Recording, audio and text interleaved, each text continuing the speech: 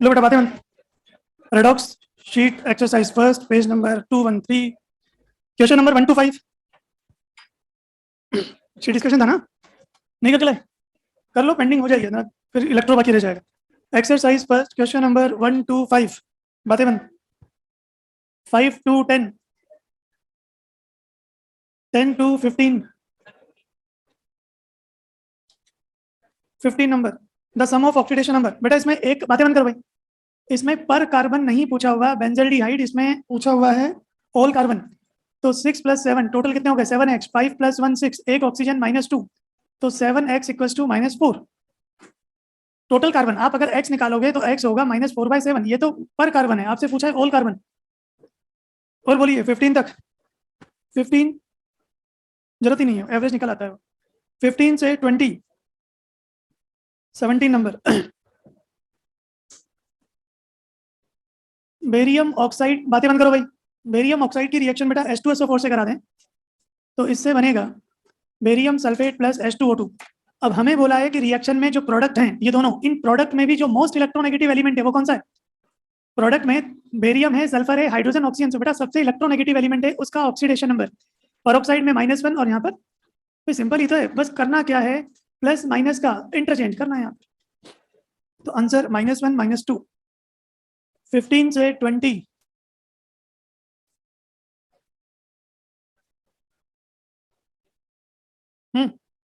15 से 20 20 से 25 25 और 23 ये देख 23 में बेटा समझना, ये जो रिएक्शन है क्रोमियम पेंटा ऑक्साइड प्लस सल्फ्यूरिक एसिड, इससे मिल रहा है Cr2SO4 होल थ्राइस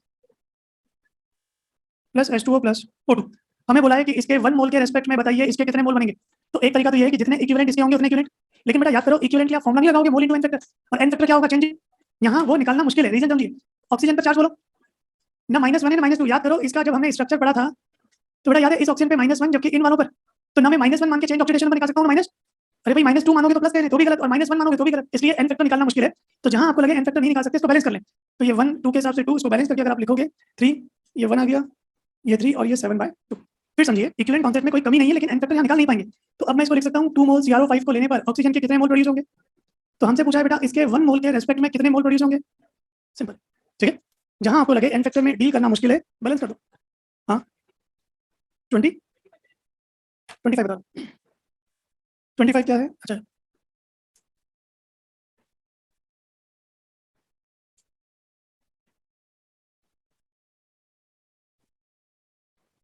ये देखिए इस रिएक्शन में मुझसे पूछा है equivalent weight of sulphuric acid. हमें बेटा इक्विवेलेंट वेट जिसका निकालना है उसी सब्सटेंस का मोलर मास अपॉन, तो अगर आप मेरी बात समझ पा रहे हो तो यहाँ H2SO4 किसकी तरह बिहेव कर रहा है एसिड, और ये किसकी तरह बिहेव करेगा। किसी को डाउट हो कि सर ये बेस कैसे हुआ, ये थोड़ा सा आयोनिक का पार्ट है, हम पढ़ेंगे बाद में। ये सोडियम आयोडाइड किससे मिलकर बना हुआ है NaOH + HI, ये स्ट्रॉन्ग बेस है, ये एसिड है लेकिन ये उतना स्ट्रॉन्ग नहीं होता जितना H2SO4 ऐसी है, समझ आ रहा है बेटा। तो आप समझिए ये स्ट्रॉन्ग बेस है और कंपैरेटिवली ये वीक एसिड है, तो सोच के देखो जो स्ट्रॉन्ग बेस और वीक एसिड से बना है डोमिनेट कौन करेगा। तो फाइनली सॉल्ट बना तो है लेकिन सॉल्ट का नेचर कौन सा है, इसलिए इसको बेस की कैटेगरी में डाला है, भले ही OH नहीं लेकिन नेचर वाइज कौन सा है। तो अब ये गेम कौन सा हो गया बेटा, एसिड और बेस वाला। और एसिड के केस में एन फैक्टर क्या होता है, रिप्लेसेबल, रिप्लेसेबल एच। अब आप ध्यान से देखना, एक बार देखने पे लगता है कि सर इसने 2 एच दे दिए, जबकि अगर मैं इसको गौर से देखूं यहाँ इसको अगर बैलेंस करें, या इस रिएक्शन की बैलेंसिंग अगर मैं लिखूं, मेरे पास ऑलरेडी है 5 8, मैं रीजन समझा दूंगा कि वो से क्यों नहीं आ रहा, 4 1 1 और ये 4, समझना उसको। अब आप देखना बेटा क्या H2SO4 के 5 मोल ने इसके 8 मोल को न्यूट्रलाइज नहीं किया, भाई ये 5 मोल एसिड के ही तो हैं, आ रहा है कुछ समझे। और ये सोडियम आयोडाइड भले ही सॉल्ट है लेकिन नेचर कौन सा है इसका, एल्कलाइन, तो 5 मोल बेस को न्यूट्रलाइज कर नहीं कर रहा।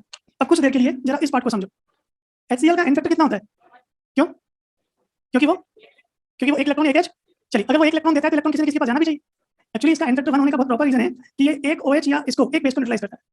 आप H2SO4 का एन फैक्टर 2 क्यों बोलते हो, क्योंकि वो 2 H देता है या 2 इलेक्ट्रॉन का ट्रांसफर है या वो 2 NaOH को, ये तो होता है। तो क्या एसिड की एक डेफिनेशन ये नहीं है, सॉरी एन फैक्टर की, इसका 1 मोल जितने मोल बेस को न्यूट्रलाइज करेगा वही एन फैक्टर है।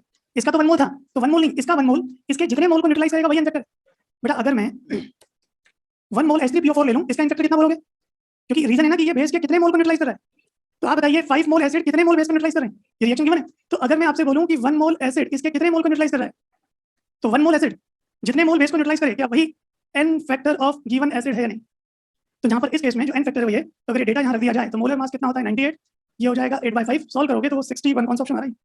वैसे ये ऐसी वैरायटी का एक ही एग्जांपल है और ऐसा क्वेश्चन कभी किसी एग्जाम में आया भी नहीं, थोड़ा कंफ्यूजन वाला है, क्योंकि रीजन कहां पे आके रुका है कि सर हमें कैसे हिंट लगेगा, हमें तो शुरू से रटा हुआ है कि इसका एन फैक्टर कितना होता है 2, तो इस वजह से गलती होने के चांसेस है, थोड़ा सा डिस्प्यूटेड टाइप क्वेश्चन है, लेकिन एक आंसर वही आएगा 61.25 क्योंकि रीजन के हिसाब से। लिख लेना। एक एसिड जितने बेस को न्यूट्रलाइज करता है उसी की बेसिसिटी बोलते हैं या उसको एन फैक्टर। ये वाला कॉन्सेप्ट हम पढ़ेंगे जब हम आयोनिक इक्विलिब्रियम पढ़ेंगे एसिड बेस थ्योरी। हाँ, और कोई क्या पूछ रहा था? ओके, लिख लो सॉल्यूशन, नहीं आया तो मुझसे पूछ लेना बाहर। चलिए सेकंड एक्सरसाइज,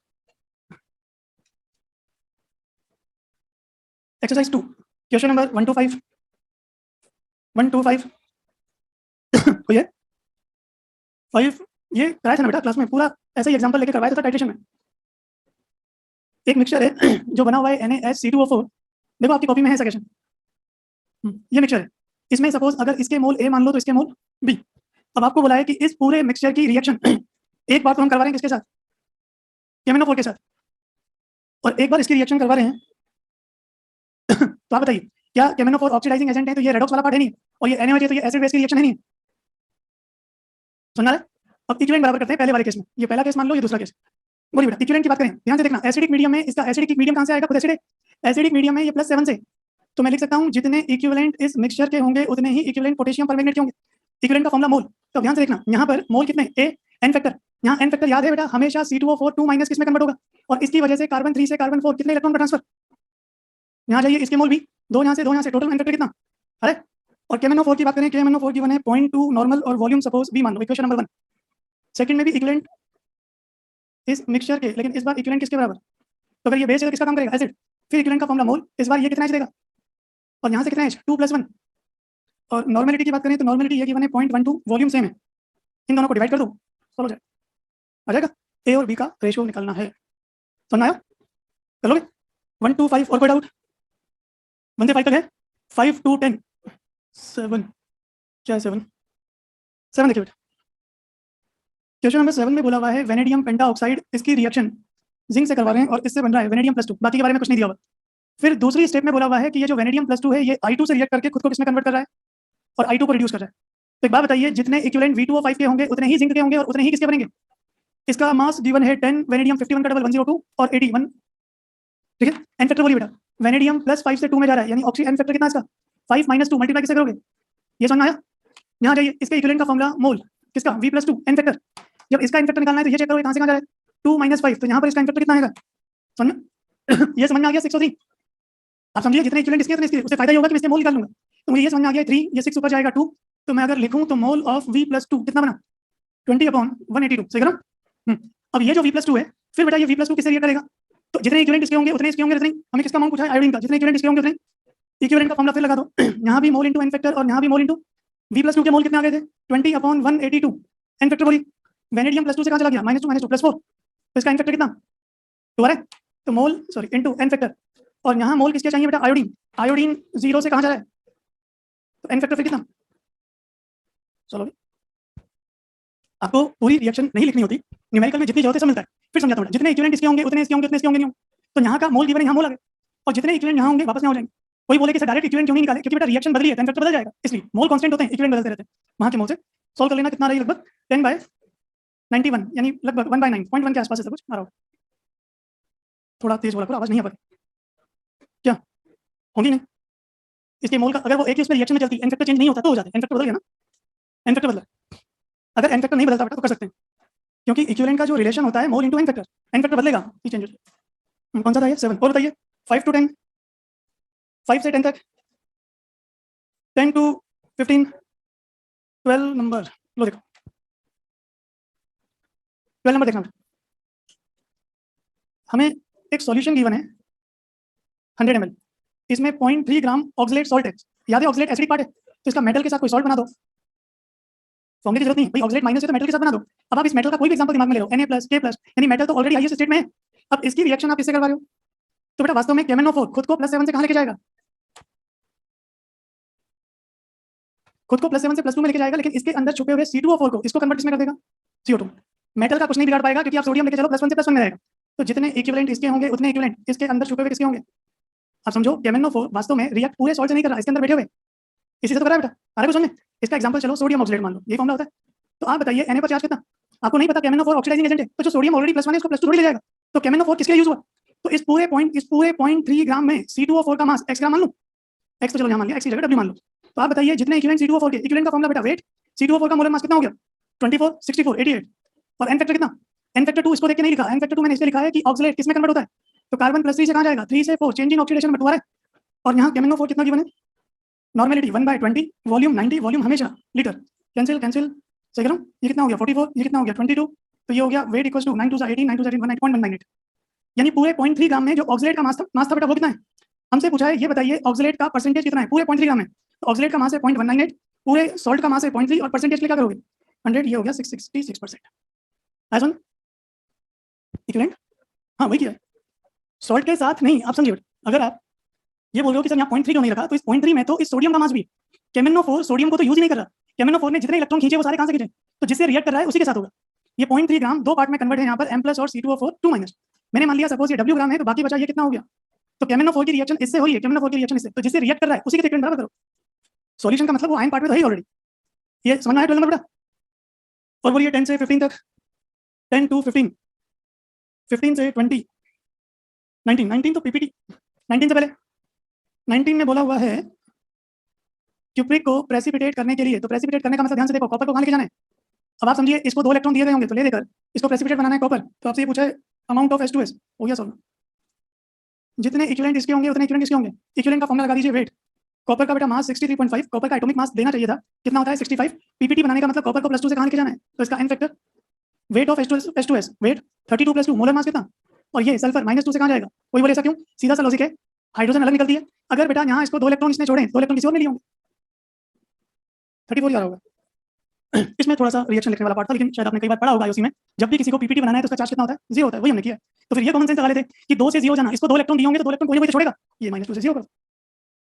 और बताइए 15 से 20 नहीं है, चलिए एक्सरसाइज 4, 3 और 5 मुझसे बात पूछ लेना, question number 1 to 5, 1 to 5, 5 to 10, 5, 9 number, अच्छा हाउ मेनी इलेक्ट्रॉन्स आर, अरे पीछे बातें बंद, क्वेश्चन नंबर 9 से पहले कोई है, how many electrons are in following, बेटा इलेक्ट्रॉन का मतलब क्या चेंज इन ऑक्सीडेशन नंबर नहीं होता था, तो Cr2O7 2- क्रोमियम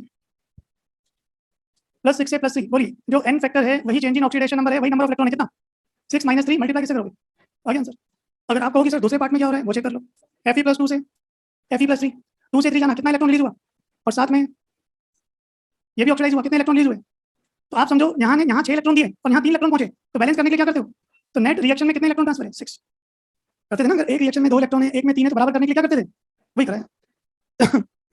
10 तक डाउट, 10 से 15, 12 कौन सा, अच्छा रेजिन वाला, वाटर की हार्डनेस रिमूव करने वाला है, तो 12 से पहले 12 नंबर देखना, 12 में डाउट हुआ होगा रिएक्शन का, लेकिन थोड़ा ध्यान से देखते हुए एक बात बताओ, ये जो कंपाउंड गिवन है एल्काइल सल्फोनेट, आपको नहीं पता क्या Na+ पे Na+1 होता है तो बाकी सब्सटेंस पे कितना होगा, और हमें बोला है कि इसकी रिएक्शन किससे करानी, अब ये तो आपने कितनी बार सुन रखा है कि ऐसी रिएक्शन में प्लस माइनस का एक्सचेंज होता है, ये हो गया सर, अरे जब इस पे +1 होता है तो पूरे पे -1 होगा ना, अब आप रिएक्शन कैल्शियम की वैलेंसी 2, तो इसको बैलेंस करने के लिए ऐसा ही तो लिखोगे, ठीक होगा बेटा, ये समझ आया नहीं है, इतना समझ आया नहीं है, उसने साफ साफ बोला हुआ है एग्जामिनर ने फॉर केटाइन वाटर सॉफ्टनिंग में रेजिन है, और ये लिखा भी हुआ जगह आयन एक्सचेंज हो रहे हैं, तो आप बताइए इसके 2 मोल के लिए आपको 2 मोल रेजिन की बात करें, इसके लिए कैल्शियम का कितना मोल चाहिए, इसके 1 मोल का मास जोड़ के दे भी रखा है 206, तो ये 2 इंटू, इसका मतलब 412 ग्राम रेजिन के लिए कैल्शियम का कितना मोल चाहिए, तो अगर हमसे पूछा है कि 1 ग्राम रेजिन के लिए कैल्शियम के कितने मोल चाहिए, हो गया सर। वैसे ये क्वेश्चन यहाँ नहीं हुआ तो कोई बात नहीं, इसमें कोई रेडॉक्स नहीं है, ये मोल कॉन्सेप्ट टाइप का क्वेश्चन है बैलेंस करने वाला, मैं करवाऊंगा वहाँ पर जब हार्डनेस पढ़ेंगे ये वहीं करेंगे, समझ आया, कौन सा था 12, और बताइए 10 से 15, 10 से 15, 13,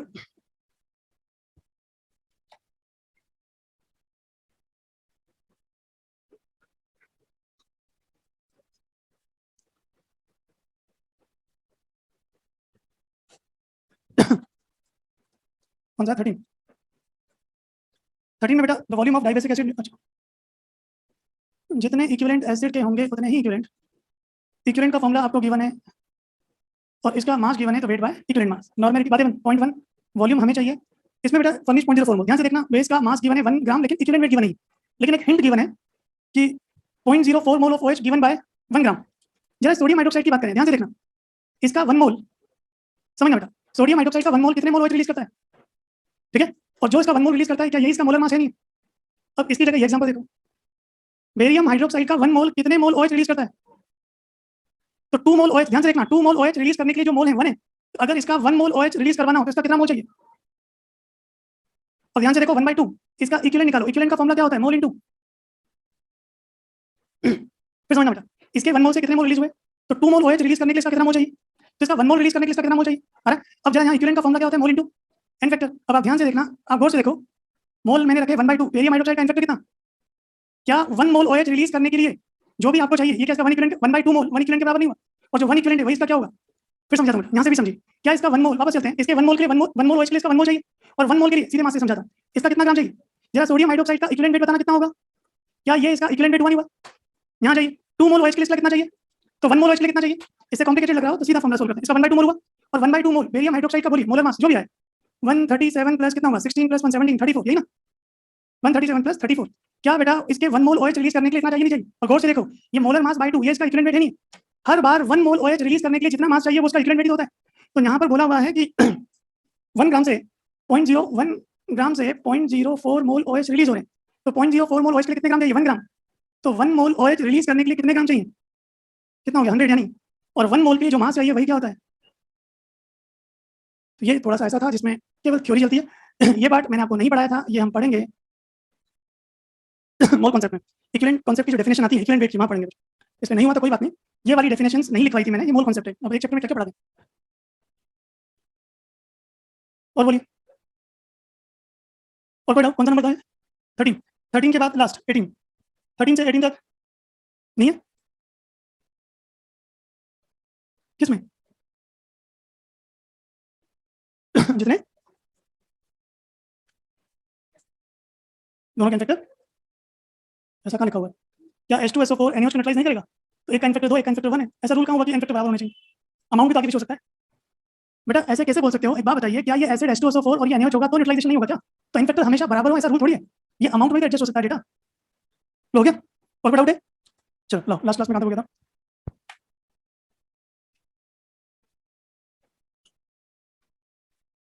अब अगर बहुत ज्यादा टाइम नहीं मिल पाता हो आपको शीट के लिए बस 1 to 4 किया कीजिए बेटा, क्योंकि टाइम का इशू रहेगा, रिवीजन भी करना है, लो लास्ट क्लास में कहाँ तक था, कॉपी दो भाई,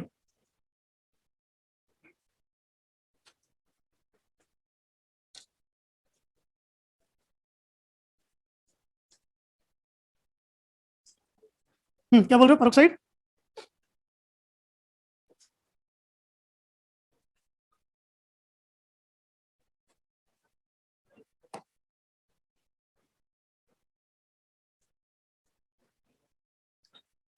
लो बेटा लास्ट क्लास का थोड़ा सा रिवाइज कर रहा हूँ, फिर एग्जाम्पल स्टार्ट करते हैं, आज की क्लास में एग्जाम्पल ही ज्यादा है,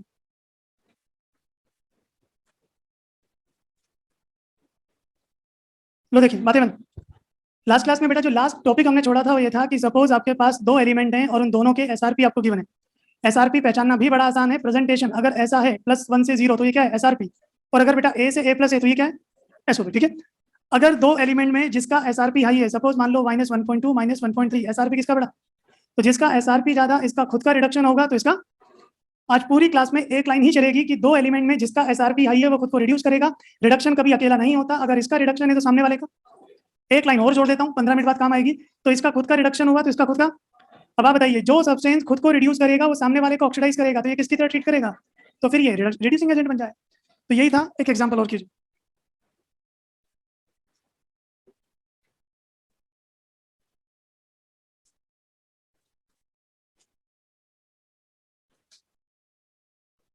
हो सके तो 2-2 लाइन का स्पेस छोड़ते हुए लिखना, आपको रिडक्शन ऑक्सीडेशन शो करना है,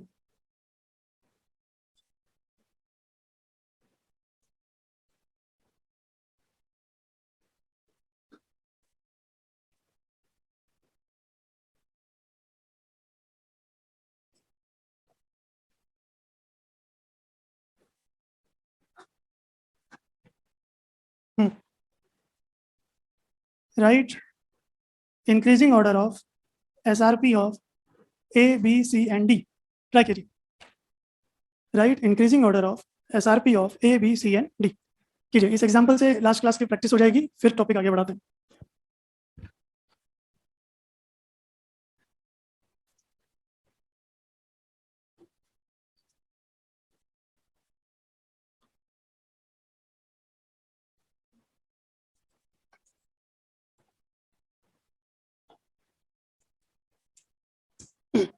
देखिए जिनको आ रहा है करते जाइए, एक एग्जांपल मतलब पहला के साथ में लेके चलते हैं, ध्यान से देखना बेटा, फ्री स्टेट पे चार्ज कितना, सल्फेट -2 है तो हाइड्रोजन पर हाइड्रोजन चार्ज, SO4 -2 तो A पे चार्ज, हाइड्रोजन 0 तो 0 से +2 जाना A का ऑक्सीडेशन, हाइड्रोजन +1 से 0 जाना हाइड्रोजन का क्या हुआ? तो अगर मैं थ्योरी की बात करूं, हम सबके SR पे लिखें, बोलिए साफ दिख रहा है A और H में रिडक्शन किसका हुआ? तो बेटा जिसका रिडक्शन हो रहा है इसका मतलब उसका SR भी ज्यादा रहा होगा। अरेंज करते जाइए, बस वही लाइन याद रखनी है, जिसका रिडक्शन शो है उसका SRP हाई है।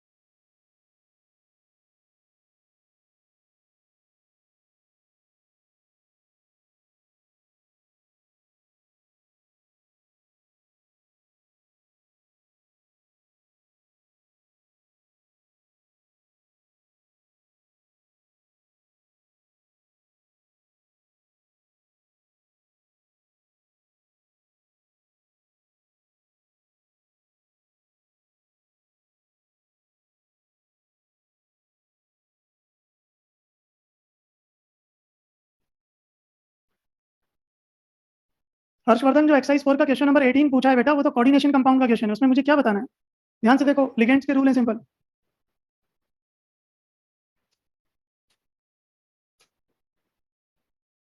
करते जाइए, ये एग्जांपल केवल इसलिए करवा रहा हूँ कि जो फोर्थ केस है वो प्रॉपर डील कर पाओ। ये 0 क्लोरीन पर -1 तो +2, ए और सी रिडक्शन किसका हो रहा है बेटा? ए का, तो इसका SRP हाई रहता हो।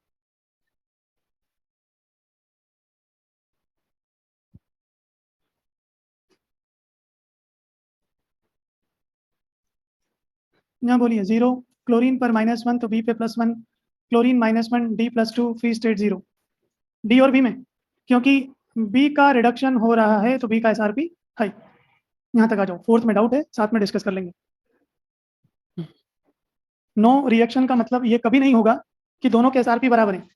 कभी भी दो एलिमेंट के बेटा SRP सेम नहीं हो सकते, सबके इलेक्ट्रॉन देने लेने का नेचर अलग है। ध्यान से देखिए, यहाँ तक क्लियर है?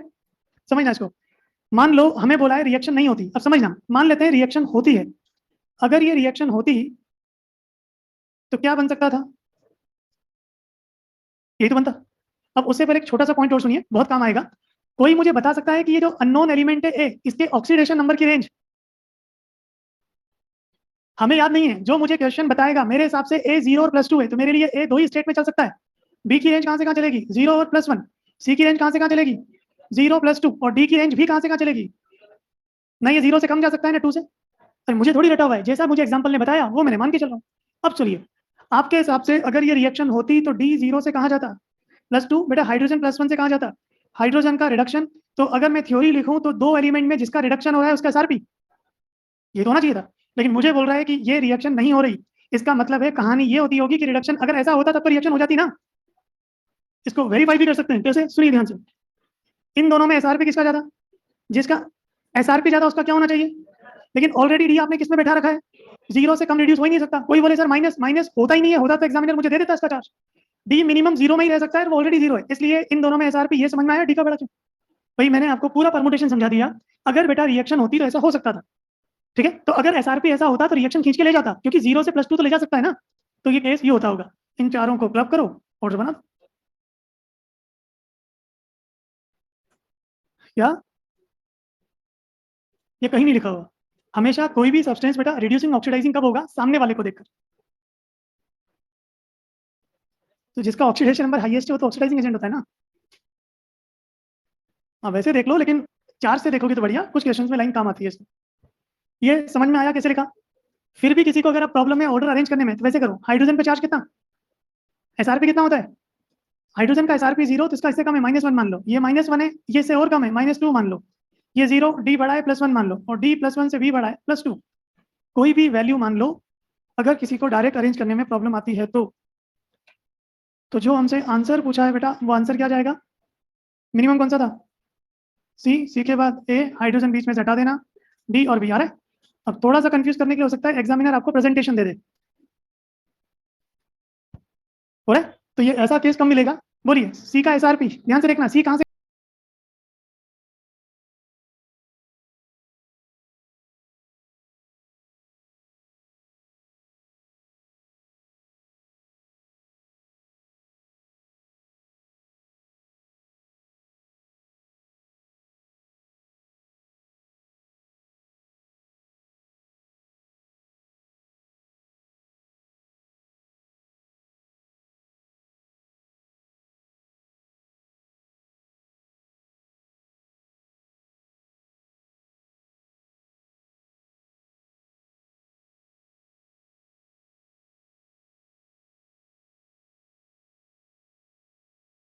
से कहाँ जा सकता है, 0 से 2 और 2 से।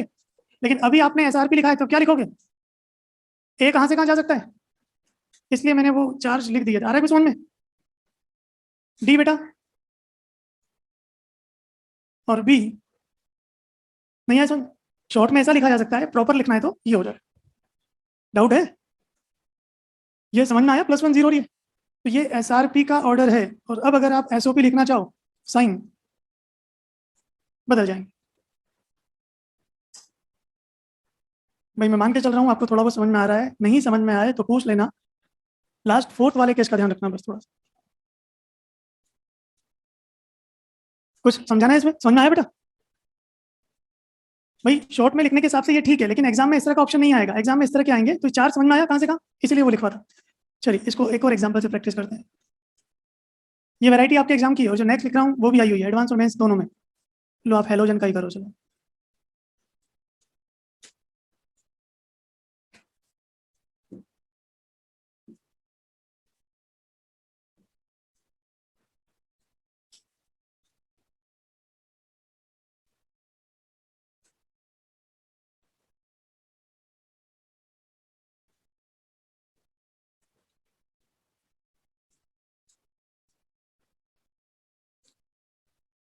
कीजिए।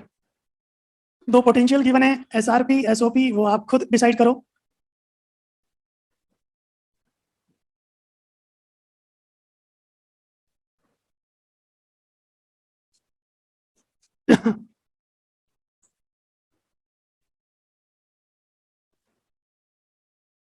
कीजिए, कोशिश करो, गलती होगी तो फिर एक बार थ्योरी डिस्कस करेंगे। इन चारों में बेटा रिडक्टेंट और ऑक्सीडेंट दोनों बताइए। मतलब रिडक्टेंट भी बताइए और ऑक्सीडेंट भी बताइए।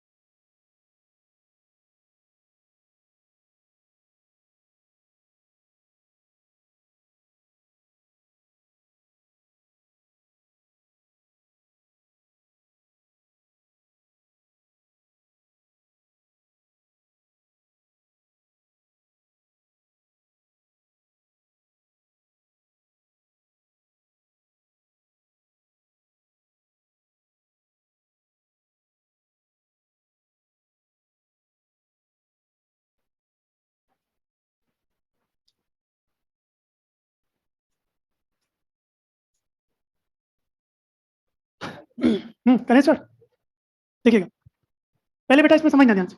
0 से -1, 4 से 2, ये दोनों के दोनों पोटेंशियल। वर्ड टू वर्ड सुनते जाओ, मैं प्रैक्टिस और करवा दूंगा, क्योंकि ऐसे एग्जांपल्स बहुत बार आ चुके हैं। दोनों एसआरपी हैं, ध्यान से देखना आराम से। आयोडीन और टिन, पहले मैं चार्ज की बात नहीं कर रहा, पहले हम इसकी बात करें। इन दोनों एलिमेंट में एसआरपी आयोडीन और टिन में किसका ज्यादा?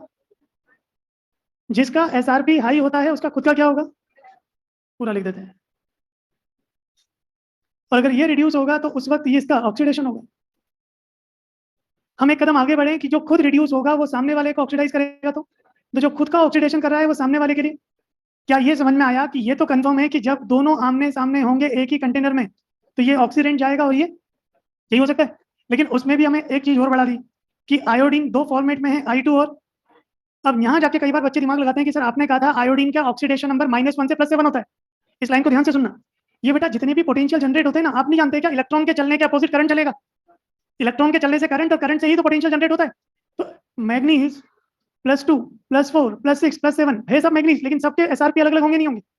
तो सुनना ध्यान से, ये जो आपने 0.53 लिया है ये केवल कब लिया है, जब ये 0 से कहाँ जाए, कोई बोले सर आयोडीन पे तो +1 से +7 तक होता है, होता होगा तो ये भी तो चेंज हो जाएगा। मेरे कहने का मतलब अभी क्योंकि आपने ये साइन इन दोनों वैल्यू को देख के लगाया ना, तो मान के चलिए आपके लिए आयोडीन केवल कहाँ से कहाँ जा सकता है, या फिर -1 से 0, ये 4 से 2 जा सकता है या 2 से, वो इसलिए कि एक ऑक्सीडाइज होगा तो एक, समझिए ध्यान से, वापस बोल रहा हूँ, दो एलिमेंट में एसआरपी बता रहा है कि ये ऑक्सीडाइजिंग एजेंट ही बनेगा। आ रहा है समझ में? अब कौन सा बनेगा, लगाएं थ्योरी। मेरे लिए आयोडीन के दो ही ऑक्सीडेशन स्टेट है हाल फिलहाल, कौन कौन से, शुरू करते हैं। अगर आपके हिसाब से ये ऑक्सीडाइजिंग एजेंट है, तो जब ये ऑक्सीडाइजिंग एजेंट है तो ये सामने वाले को ऑक्सीडाइज करेगा तो खुद को क्या करेगा, अरे जब ये खुद को रिड्यूस कर पाएगा तभी तो ऑक्सीडेंट बनेगा, और अभी आराम से ये I2 से कहाँ जा सकता है, तो जब ये खुद को रिड्यूस करेगा तो सामने वाले को भी कर सकता है। कोई बोले इसमें लगा दो थ्योरी, अगर ये ऑक्सीडेंट बना तो ये सामने वाले को ऑक्सीडाइज करेगा लेकिन खुद को रिड्यूस करेगा कहाँ से, -1 से नीचे तो पॉसिबल ही नहीं, तो जब ये खुद को रिड्यूस भी नहीं कर सकता तो सामने वाले को ऑक्सीडाइज, तो मेरे लिए ऑक्सीडेंट का काम कौन करेगा, यही थ्योरी जरा वहां लगाओ और चेक करो उसमें क्या आता है।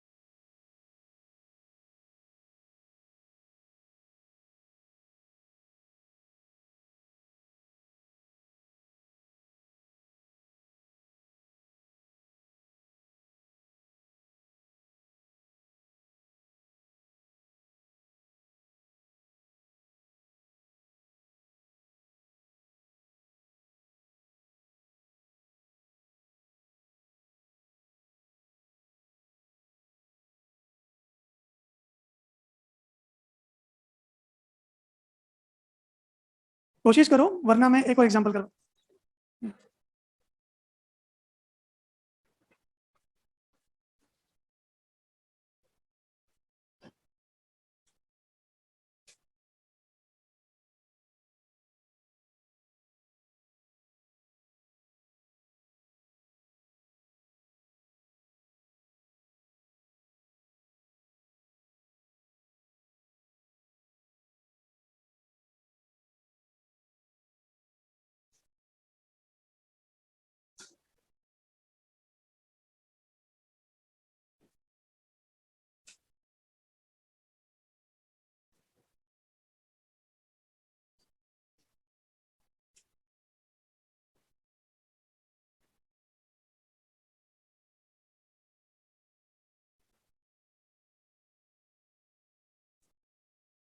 चलिए एक और प्रैक्टिस करा, लो इसका आंसर बोलो। तो बेटा अगर टेन की बात करें, जिनको अभी भी डाउट है एक प्रैक्टिस के लिए और दिया हुआ है, ये वैरायटी बहुत बार आ चुकी है, इसका समझ लेना। बोलिए, अगर टिन रिड्यूसिंग एजेंट है तो सामने वाले को रिड्यूस करेगा, वो तभी कर पाएगा जब खुद को, तो ये अभी पता है ये +2 से खुद को कहाँ लेके जा सकता है, तो जब जब ये खुद को ऑक्सीडाइज करेगा सामने वाले को। कोई बोले सर ये फर्दर ऑक्सीडाइज हो ही नहीं सकता, जब ये खुद को ऑक्सीडाइज नहीं कर सकता तो सामने वाले को रिड्यूस, तो आंसर जो आएगा सेकंड। आएगा समझ में? एक उसको ट्राई करो। इसमें बहुत ज्यादा कुछ रटना नहीं है बेटा, बस सिंपल 2-3 वर्ड्स हैं वो ध्यान रखने हैं, जिसका एसआरपी ज्यादा वो रिड्यूस होगा।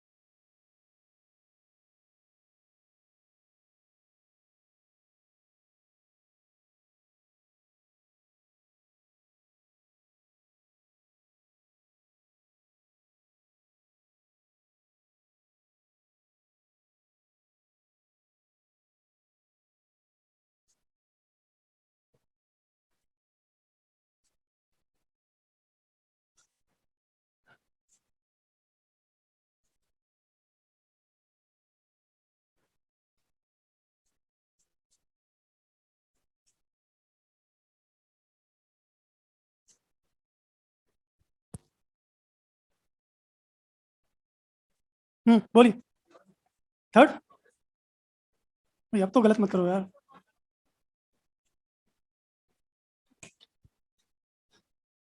ये ध्यान रखना भी 0 से +2 +1 ये दोनों डेटा अभी SOP हैं, थोड़ा ध्यान से करना।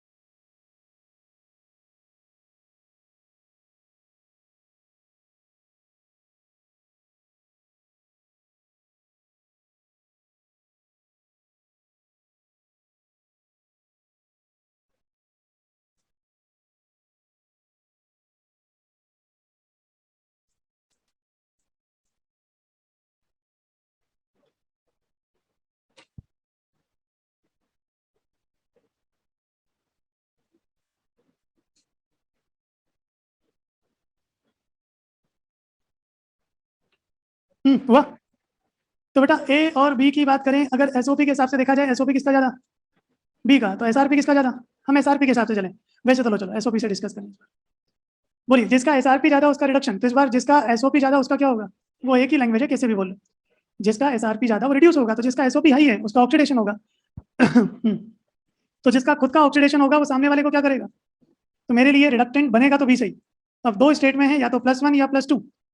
तो अगर ये रिड्यूसिंग एजेंट है, ये सामने वाले को रिड्यूस करेगा तो खुद को, और ये खुद को ऑक्सीडाइज करके +1 से +2 ले जा सकता है। +2 से आगे फिजिबल नहीं है, तो आंसर थोड़ा रहो कर लोगे। नेक्स्ट हेडिंग लिखो, इलेक्ट्रोकेमिकल सीरीज। नेक्स्ट हेडिंग लिखो बेटा, इलेक्ट्रोकेमिकल सीरीज ECS। लिखें?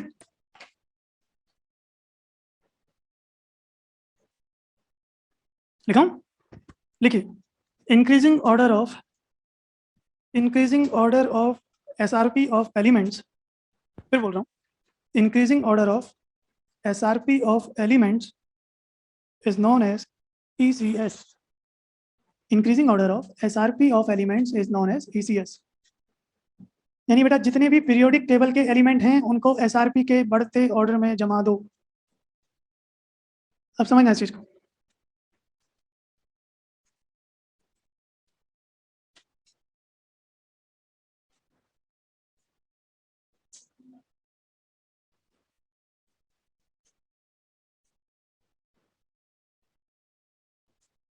हम इलेक्ट्रोकेमिकल सीरीज नहीं बना रहे, बस हम उसका ओवरव्यू देख रहे हैं वो होती क्या है। ध्यान से सुनना, डाउट हो रिपीट करवा लेना। आज की क्लास में, कल की क्लास में ये टेबल कई जगह काम आएगी। शुरू करते हैं।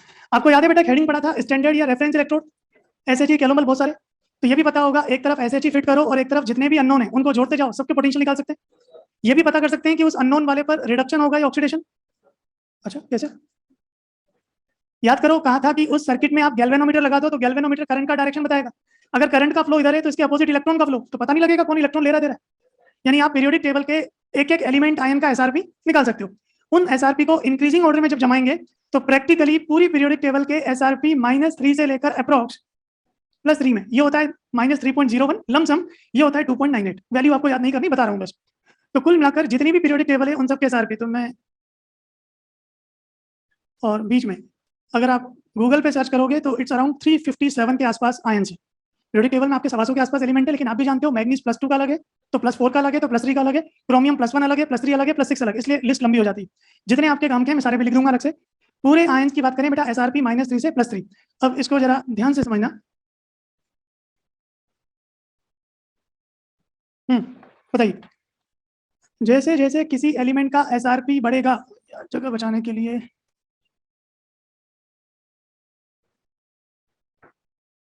ये लिख देते हैं। बोलिए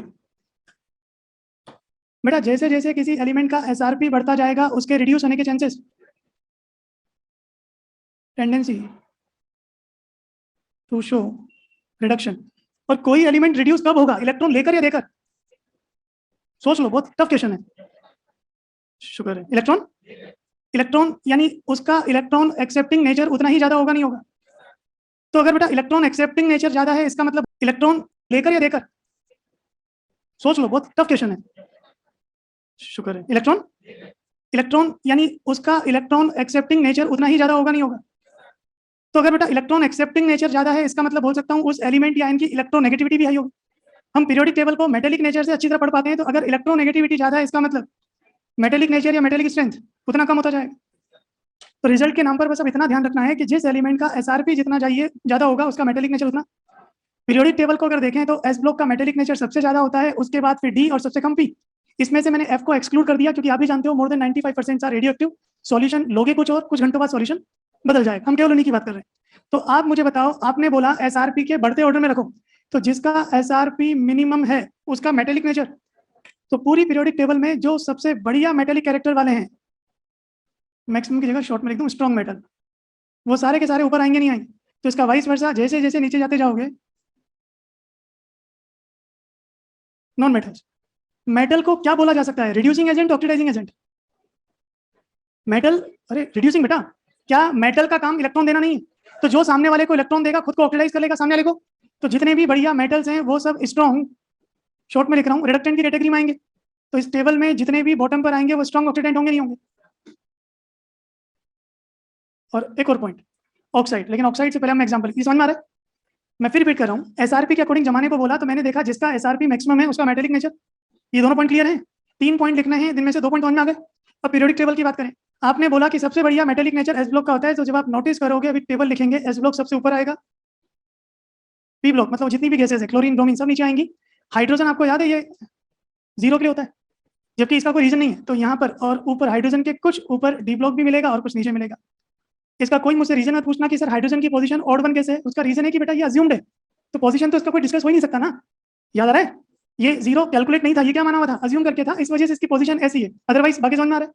तो ये एस ब्लॉक जब आप लिखोगे तो ये टेबल लिथियम से शुरू होती है और लास्ट में भाई हाईएस्ट इलेक्ट्रोनेगेटिविटी किसकी होती है, उसी का एसआरपी ज्यादा निकल कर आएगा यार। कुछ आ रहा है? अब मुझे फटाफट बता दीजिए, किसका ऑक्साइड, आपके जेईई मेन का क्वेश्चन है, किसका ऑक्साइड ज्यादा स्टेबल होगा, ऊपर वाले एलिमेंट का नीचे वाले का?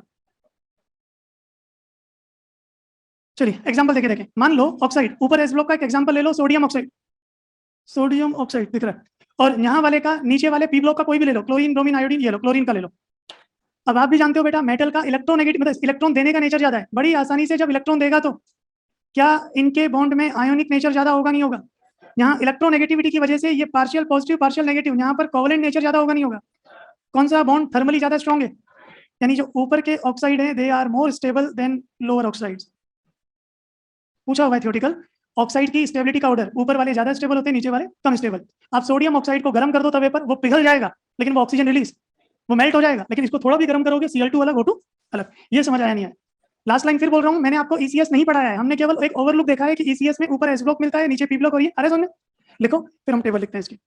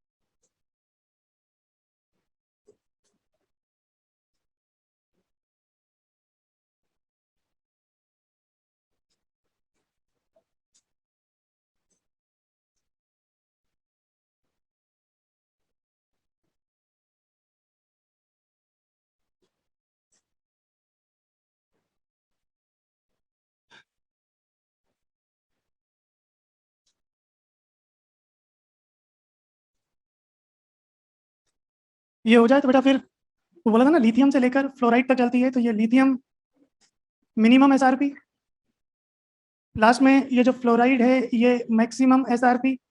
मैंने इस तरह से याद किया हुआ है, आपको कोई और मेथड से याद है तो बहुत बढ़िया, लेकिन ये कल की डेट में याद हो जानी चाहिए। अब पूरा इलेक्ट्रोकेमिस्ट्री इसी टेबल से गवर्न होगा। लिस्ट लंबी है काफी, मैंने कहा भी था आपको 300 से ऊपर है, लेकिन सेलेक्टेड इसमें काम चल जाता है। शायद आपकी मॉड्यूल में भी गिवन है, 30-35 करीब तो गिवन होंगे उसमें।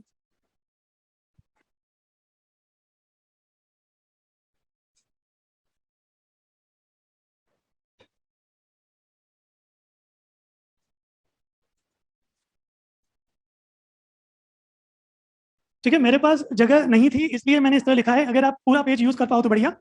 लिथियम के बाद बेटा मैग्नीज, और मैग्नीज के बाद फिर ये जिंक, हाइड्रोजन के बाद फिर ये सीयू, एक ही लाइन में लिख पाओ तो बहुत अच्छा। आगे हिंदी में कुछ वर्ड्स लिखे हैं ताकि शॉर्टकट वाइज याद हो जाए। नहीं पसंद आ रहे मत लिखना, लेकिन अपनी पहचान खुद बना लेना। फटाफट लिखो, जैसे ब्रिटिश, ब्रोमीन, कर्नल, क्लोरीन, और याद है गोल्ड का लेटिन नेम ऑरम होता है, फाइट, फ्लोरीन, सिल्वर का Latin name argentum, argentum Agra, जैसे भी समझ में आए।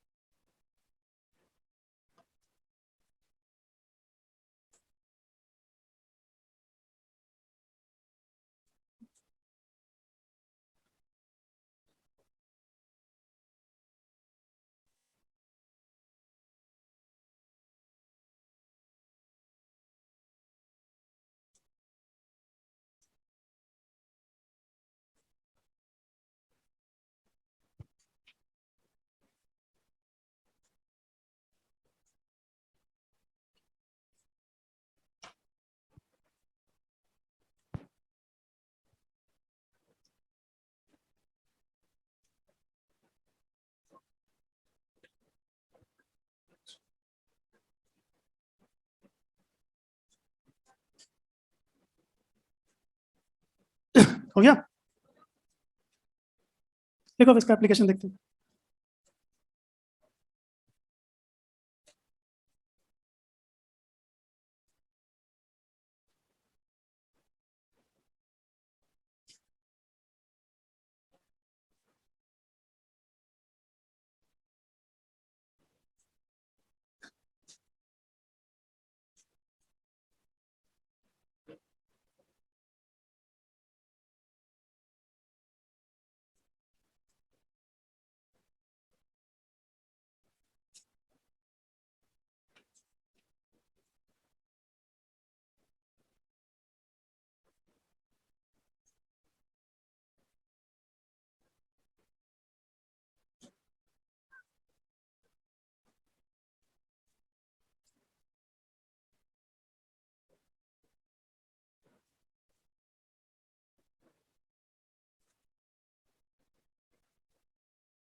हम्म, लिखो फिर बेटा एग्जाम्पल। बातें बंद करो, ये 2-3 बार लिख लेना, याद हो जाएगी वो।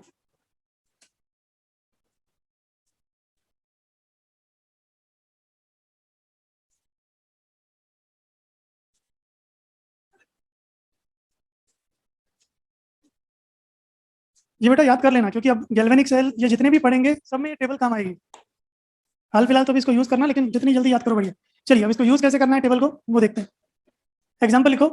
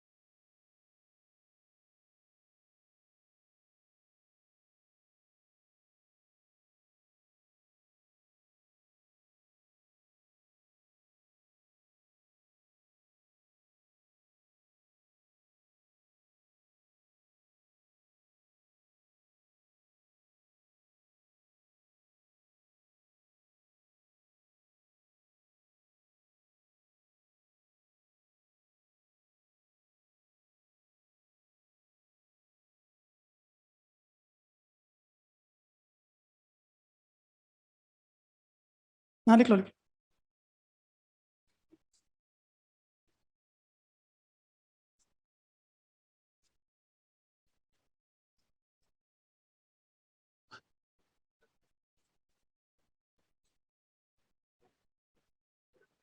क्या?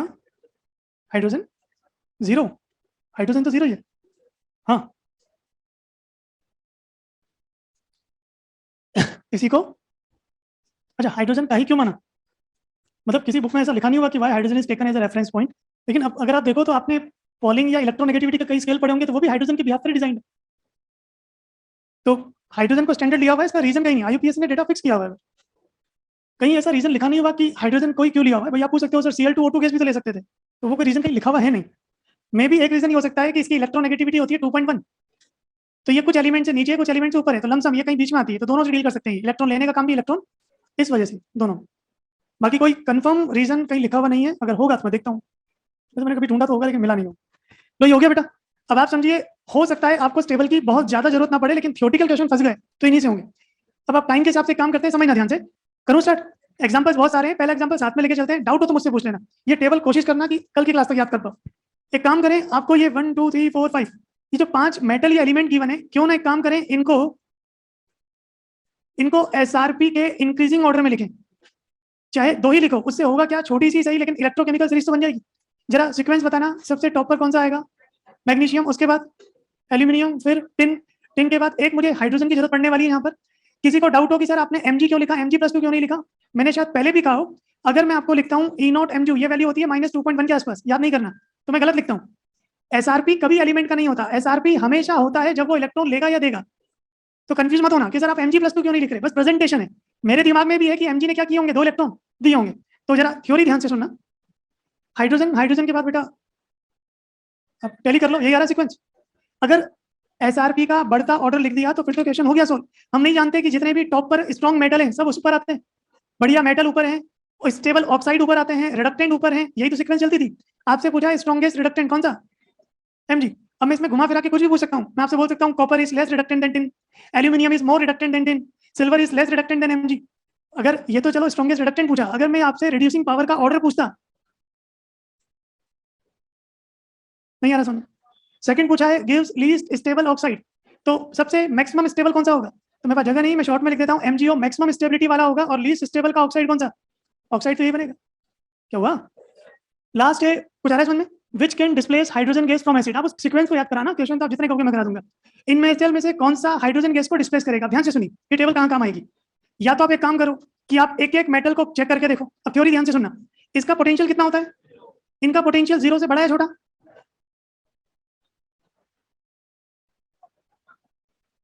मतलब 0 से कम नेगेटिव ही जाएगा ना, थोड़ा सोच के तो बोला करो बेटा। और यहाँ पर नीचे जाने पर एसआरपी बढ़ रहा है, यानी वैल्यू। अब आप ध्यान से सुनो, मुझे ये डिस्कस करना है कि कौन सा मेटल हाइड्रोजन निकालेगा एसिड से। एसिड आपकी चॉइस रही, आप जो इनऑर्गेनिक का एसिड मानना चाहो। इनऑर्गेनिक इसलिए बोला कि आपको पता है ऑर्गेनिक एसिड बहुत वीक होते हैं। अरे कोवलेंट नेचर ज्यादा होता है, रिएक्टिविटी कम होती है। कोई सा भी केस ले लो, जैसे मैं H2SO4 ले रहा हूँ, मेटल का काम करें, पहला उठा रहा हूँ Mg। तो Mg को आपने H2SO4 में डाला। Mg आपको पता है रूम टेम्परेचर पे सॉलिड, ये होता है एक्वस। अगर इसने हाइड्रोजन गैस को बाहर निकालना है, यही तो होगा, बाहर निकालना, डिस्प्लेस करना, रिलीज करना, और ये एक्वस। अब आप मुझे बताओ, अगर मैग्नीशियम ने ये रिएक्शन दिखा दी तो हाइड्रोजन गैस डिस्प्लेस हो जाएगी, और ये रिएक्शन दिखाने के लिए मैग्नीशियम को खुद का क्या करना पड़ेगा? But oxidation. और उस वक्त हाइड्रोजन का क्या होगा? जरा थ्योरी समझाना तो मुझे। मैग्नीशियम और हाइड्रोजन में एसआरपी किसका बड़ा? जिस समझ में आ रहा है कुछ, जिसका एसआरपी ज्यादा उसका क्या होता है? यानी ये क्लियर है कि मैग्नीशियम और हाइड्रोजन जब जब आमने सामने होंगे, मतलब कंटेनर में होंगे, क्या हाइड्रोजन को रिड्यूस करेगा नहीं करेगा?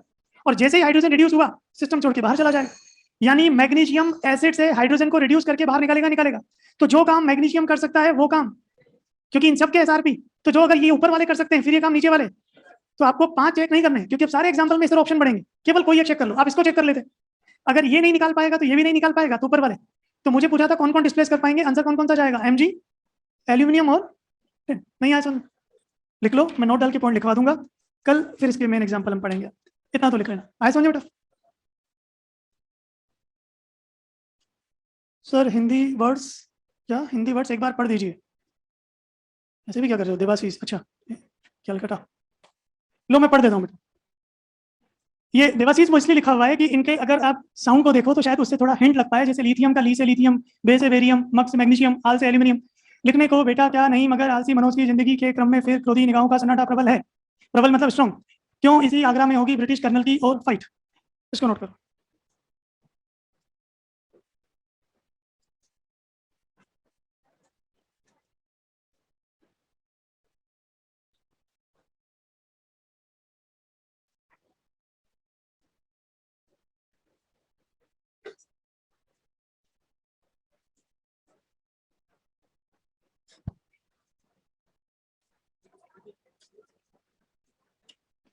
हो गया,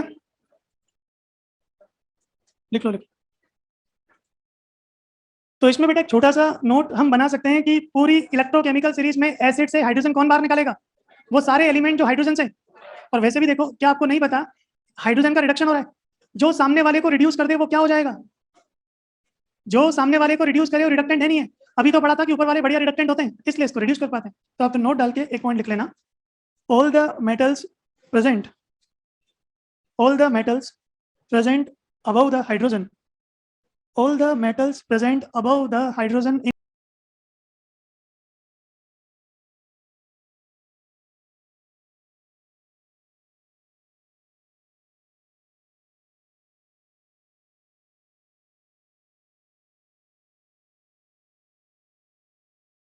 in ECS, all the metals present above the hydrogen in ECS, क्या लिखा हूं? Can displace, can not displace, can displace H2 from acid, can displace H2 from acid।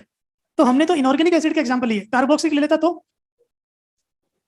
तब भी होता, बस वो प्रोसेस थोड़ा स्लो होता है क्योंकि उसमें रिएक्टिविटी कम होती। कर लोगे? शीट में आज क्वेश्चन नहीं दे रहा, बस आप टेबल करके कराना, कल फिर एक साथ देखते हैं इसमें।